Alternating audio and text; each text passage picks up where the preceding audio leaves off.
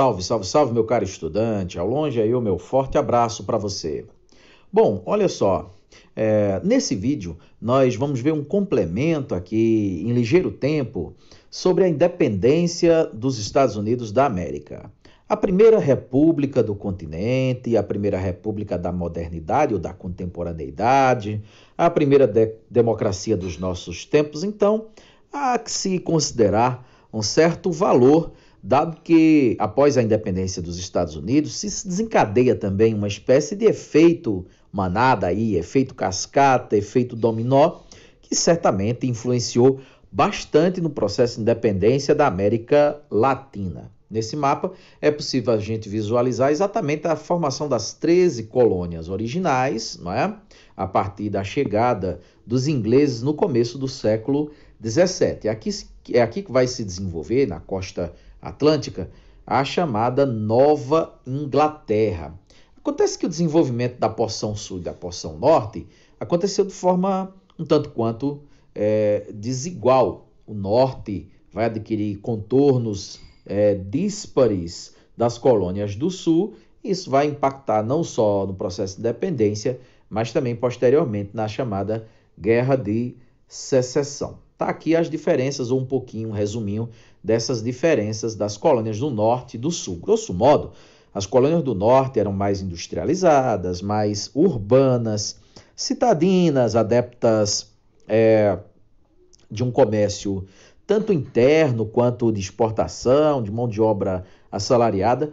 O sul, ao contrário, funcionava com um regime de plantation, muito semelhante ao que os ibéricos fizeram aqui na América, e também ruralizado, a sociedade agrária, voltado para a exportação e também a utilização de mão de obra escravizada de origem africana.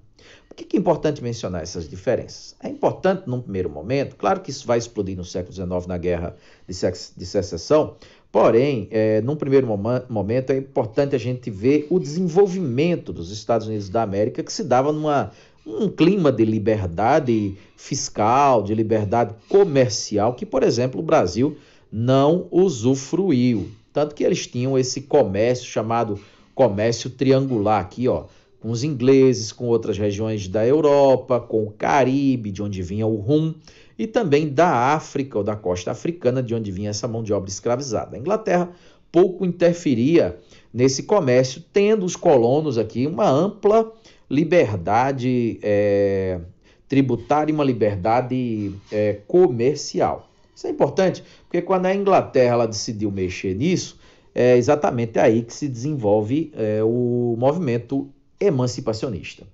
A negligência salutar, olha só, certo abandono por parte da Inglaterra em relação às 13 colônias devido às guerras no continente europeu. Quer dizer, a Inglaterra está mais preocupada ali com as garantias de suas vitórias nos conflitos com seus rivais continentais.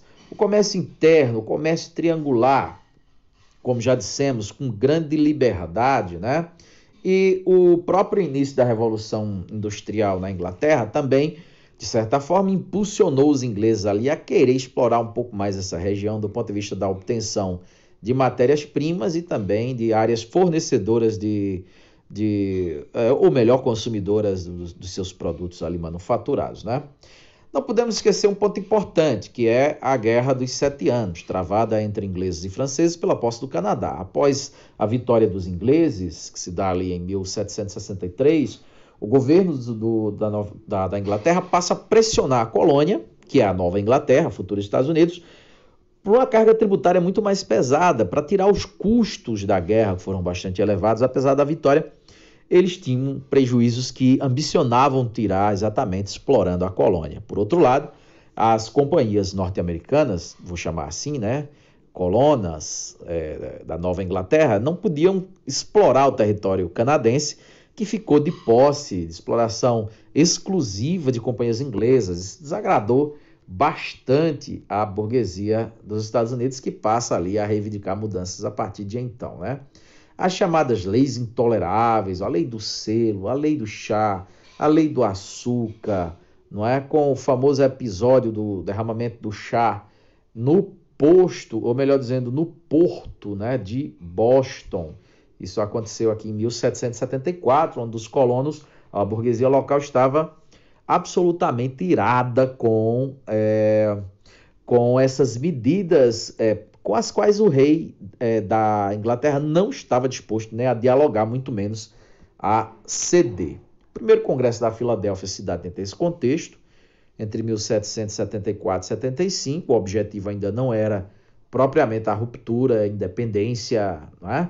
Muito menos a guerra, mas com a intolerância do rei em conceder o estágio anterior de liberdade que eles tinham, os norte-americanos se veem na obrigação de guerrear contra os ingleses e sob a liderança do Washington, ou George Washington. Essa guerra se inicia ali a partir de 4 de julho de 1776. Bom, a ajuda externa, ela é óbvia e ela foi importantíssima. Sem essa ajuda, França, Espanha, ambicionando ali terras na América, de fato vão obter, muito embora não ficassem com elas muito tempo, e também ambicionando a derrota de sua arqui-inimiga e rival, a Inglaterra. Tá? Sem essa ajuda, realmente ficaria difícil para os colonos vencerem. 1781 é o ano da capitulação da Inglaterra e 1783 o reconhecimento, não é? Através do Tratado de Paris, da independência dos Estados Unidos. E também 1787 a gente tem o ano da primeira e única até hoje, né? Constituição norte-americana. Depois, claro, as respectivas emendas que esse texto constitucional fez necessário em função do tempo. George Washington foi o primeiro presidente, mas apesar de toda a badalação, Primeira República, primeira democracia da modernidade, nós temos que pontuar que as mulheres não foram agraciadas com nenhum tipo de direito, muito menos os negros, e o que falar dos índios, que a partir desse momento também serão alvo de um genocídio, um extermínio sem precedentes, exatamente dentro do contexto da conquista do Oeste, que é um outro conteúdo que a gente vê posteriormente. Valeu, um abraço a todos.